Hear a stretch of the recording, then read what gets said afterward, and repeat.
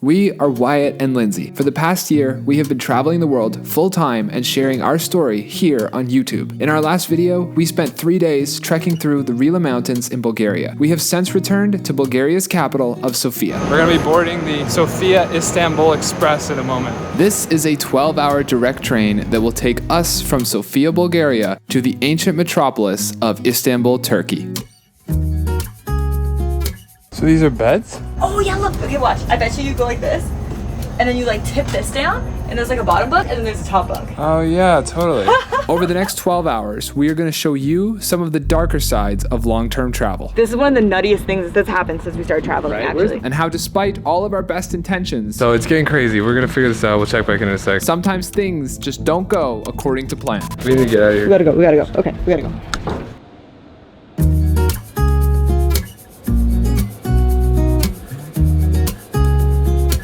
Train's gonna be 12 hours long. So in those 12 hours, we thought we'd share with you 2 crazy stories from our time in South America. Once upon a time in Mexico, Lindsay and I were living in a small beach town called Sayulita.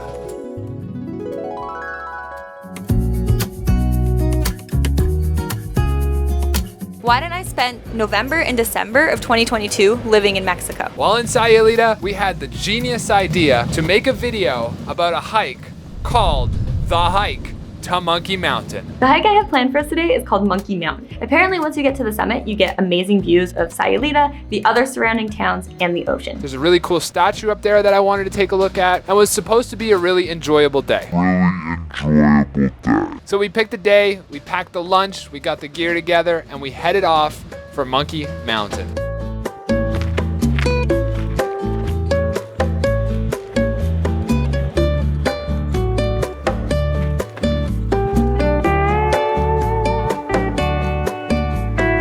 Oh, I'm out of breath. We've been walking uphill for a minute here.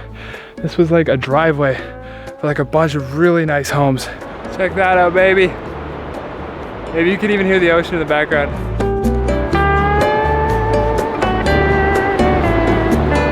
Right there. That's the top of Monkey Mountain. That is where we're headed.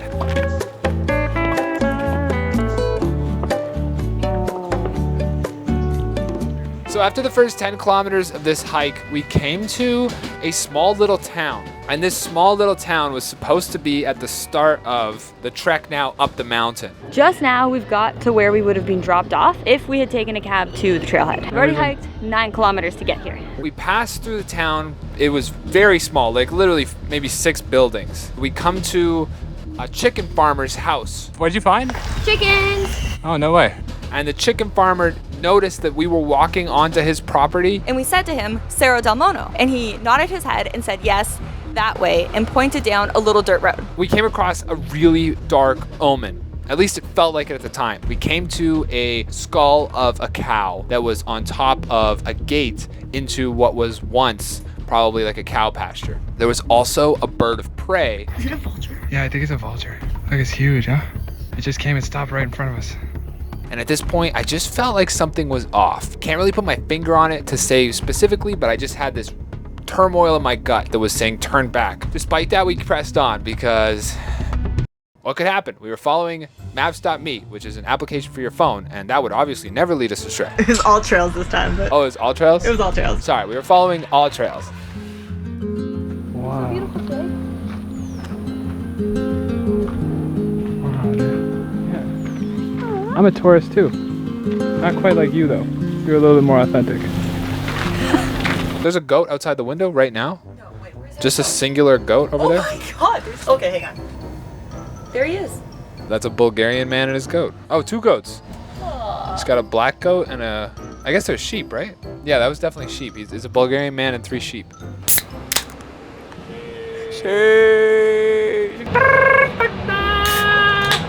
Hoppa. Oh my god. We're going to Turkey, not Greece. All right, so we're off to a great start. It's 7:30. We've been on the train now for an hour. Some beautiful mountains in the distance, Bulgarian houses and communities littered through the valleys that we can see. So we're walking along this little dirt road, following the hiking app. Maybe another 10, 20 minutes later, we came to a point on the trail where there was a serious fork in the road. I've got a fence this way. We've got a fence this way, and then we've got a no trespassing fence that way. Straight was another fence with a gate, and straight was covered in do not enter signs. No trespassing, do not come here, go around, get out of my property. Oh, but it looks like the home up there, so I don't think that's the way. It's gotta be that one. I'll have to try this one, as this fence like looks the least legitimate. All you've got here is this one single line of barbed wire, and it looks like there's been lots of foot traffic here, so I think this might be the one. We're gonna walk a little bit and then check out the map and see what it says.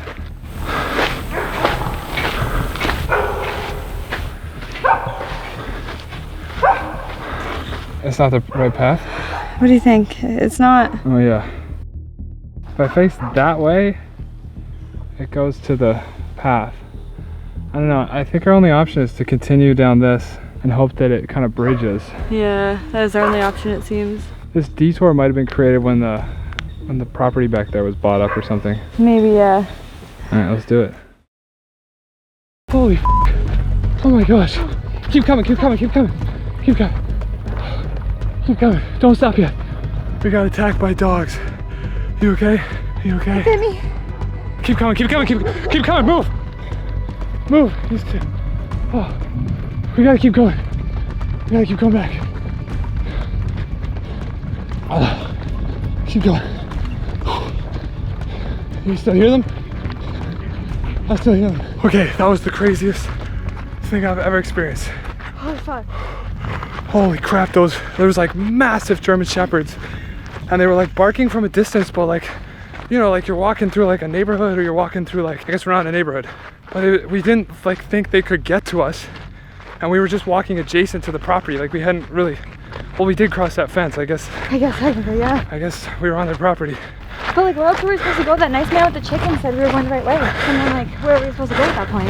I've like never been so scared. Are you okay? No. I don't see any holes, no. I don't think oh, maybe. Yeah, definitely pierced your skin, babe. Holy Lindsay is like super rattled. I think like once we got just walking, the gravity of what just happened really hit us. Oh boy, now there's another dog. Oh, that's just a little one though. He's not coming over. Oh my gosh. I am like terrified of dogs now. I don't know, we're just totally rattled, like complete shock. Our faces are pale and white. All the blood is just gone. We just had to figure out what to do next. And so we were like, okay, we're gonna walk back to Sayulita, but we're not gonna go the way we came, because we'd already hiked almost 10 kilometers through the woods to get to where we were. We get to the main road and we start walking along it, and we know that if we just turn left on the main road and follow it all the way, we will end up in Sayulita. We walked for probably 2 kilometers or so on the main road, when a car, just like a random car, pulls up alongside us and just yells, "Taxi!" It was really, really freaky to get in, but at the same time, I wanted to get off the road so badly that I was like, all right, just get in and we'll figure out the rest once we're in the car. So we got into this Mexican man's car and told him we wanted to go to the main square of Sayulita. We had money to pay him, but it was more than what he was asking for. So we pull up to the main square and I hand him the bill that was obviously too much based on what he said. And he took the bill and he walked away, and he went into the nearest store and bought a little bag of Doritos so that he could give us change. I was so blown away at the honesty and the character of this individual to pick us up, help us out for like a couple bucks, and even like give us the extra back, which we ended up giving to him as a tip, because I mean, my goodness, thank you, whoever you were. We appreciate you getting us off that road, getting us back to Sayulita. We are walking to the urgent care right now. When we were walking to the walking clinic, like we walked past this dog on the sidewalk, and like, if you guys don't know this about me, like I love animals so much. Like I don't eat meat.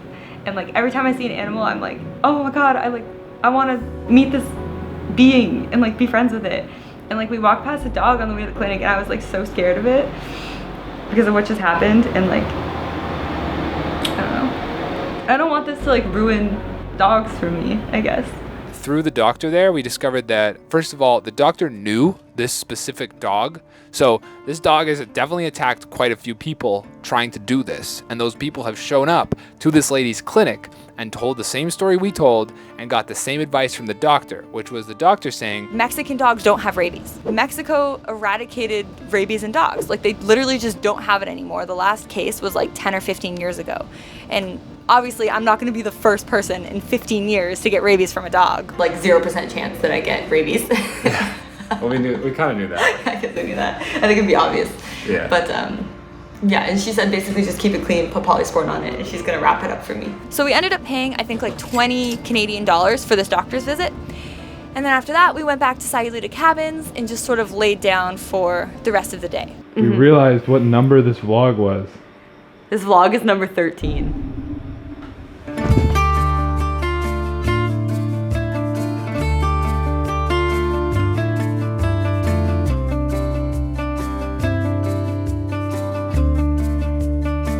It's 9 o'clock. We're probably gonna try and go to sleep in the next hour or so. And then when we wake up, I think at 6 a.m. we'll be in Istanbul. Wait, can you stretch out? You can't, can you? Of course not. I'm a big guy. That's what Dimitar said. Yeah, I got in Dimitar's car, sat next to him, and he went, whoa. You're huge. We are now gonna go to sleep, and when we wake up, we will be in the country of Turkey.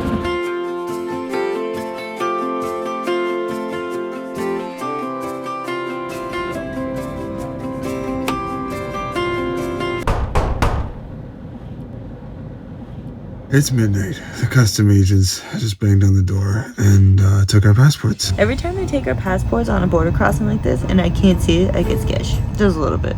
We're off the train. They took our passports earlier. I guess they were just stamping us out of Bulgaria. Because now it looks like we're actually entering like Turkey. So we got our passport stamped and our bags scanned. And now we're just standing out here in the rain waiting for them to inspect the train.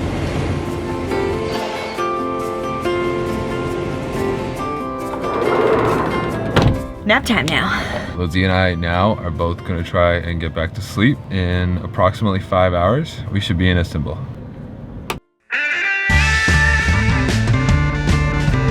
Good morning, guys. It is 8:14 a.m. on June 26, 2023, and we are arriving in Istanbul.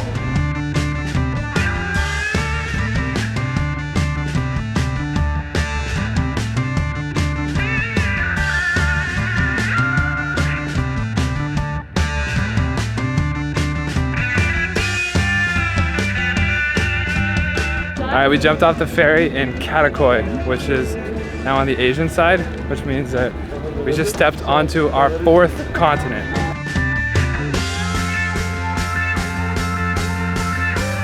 We made it. We're in our Airbnb for the next 2 weeks here in Istanbul. Let's show you around. Come on into our apartment in Istanbul. So right when you come into the apartment, you come into the little kitchen space. It has a washing machine and a dishwasher. Something I've not seen since leaving Canada. Other than that, standard kitchen has everything you need. And then an actually pretty decent sized little living room here. Full size couch, really long desk that's pretty awesome for working. We haven't had an office chair, any Airbnb at all. So this is really, really cool. Back over here is the bed in its own little nook, which I also really like. Something that I think is pretty cool about this apartment is that the owner actually has so many personal touches in it, like all these different books, CDs, art, knickknacks, like there's just so much personality in this place. And then the last thing about this apartment is the bathroom. Relatively basic bathroom. The shower and the toilet are 2 separate things, which you guys don't know this yet, but in Bulgaria, that's not always the case. That's just the way Bulgarians get down. They just, the whole bathroom is the shower. Bathroom's a shower, end of story. Yeah. So glad to see that situation. And that's pretty much everything. I'm really excited to be staying here for the next week. Now that we're settled in, Lindsay and I are gonna share with you the second story from Latin America that wasn't covered in any of the vlogs and definitely left some scars. Actually, the other day we were at a monastery and I had a nightmare about this second story. Like it's definitely stuck with me, what's gone down in this next one. So our second crazy story from Latin America happened in Mendoza, Argentina. Yes, it's a good day for singing a song, and it's a good day for moving along. Yes, it's a good day. How could anything go wrong? A good day from morning till night. Yes, it's a good day for shining your shoes, and it's a good day. Behind me is a 1960s Volkswagen bus that has been converted into a camper and parked in the driveway of a hostel. The 1960s, a time of peace, love, and It was at this point in the video we had planned a slick 2-minute infographic breaking down the importance of the VW bus to the 1960s counterculture movement. But considering this video is about to take a fairly strange turn, we decided it'd be best to scrap this section. We did not actually post any content from our time in Argentina because this video that went horribly wrong was supposed to be the video. The channel really seemed to enjoy our staying in a Hobbit house video, and this could be a totally awesome sort of follow-up video to that, where we stay in another cool accommodation and break down what it's like to sleep in a bus for the night in a parking lot in Argentina. So this is gonna be our home for the next 48 hours. Let's go check out the inside. Here is the front of the bus and what would have been the seats originally. It's being converted into these little benches with a table, an electric kettle, and a fridge. Over here, we still have the original dash and windows, which is really cool. They made them into these little cubbies, which I've just put my fanny pack and Wyatt's wallet in. On all the windows, there's these little custom-made curtains so that people walking by in and out of the hostel can't see into the camper. The whole second half of the camper is the bed. It's actually a surprisingly big bed. The lighting is not the best. It's not exactly chill lighting, but I think it'll be nice in here at night.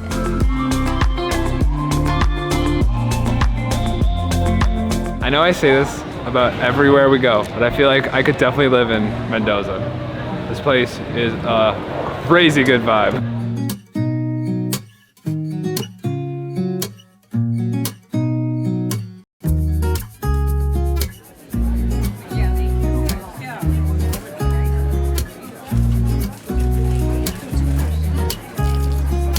Once dinner was concluded, we headed back to the camper, which is where we were going to spend the night.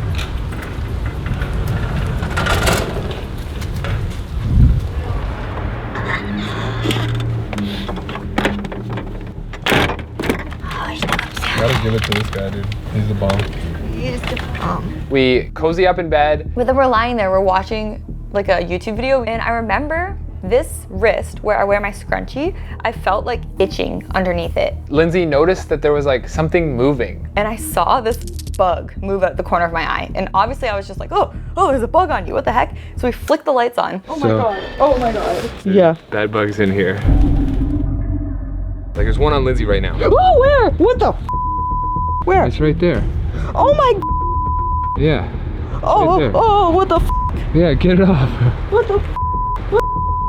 So it's getting crazy. We're gonna figure this out. We'll check back in a sec. Be in the bags. Like they could be in our bags right now, so we have to pack up everything and get out. Is there more on me? Oh my god. No, I don't see any more on you. Is there any more on me? We need to get out of We here. gotta go, we gotta go. Okay, we gotta go. This is one of the nuttiest things that's happened since we started traveling, Right, actually. I'm gonna pack as fast as I can. Wow. I cannot believe this happened. This is wild. I'm thoroughly disgusted. Ugh, I feel disgusting. I feel disgusting. Oh god, I feel like they're all over me. I haven't seen any, but I'm so paranoid. I feel like they're all over me. Yeah, me. This is insanely disgusting. Can you put this in your pocket? Yeah. Oh god, my heart's beating so fast, I can't stop it.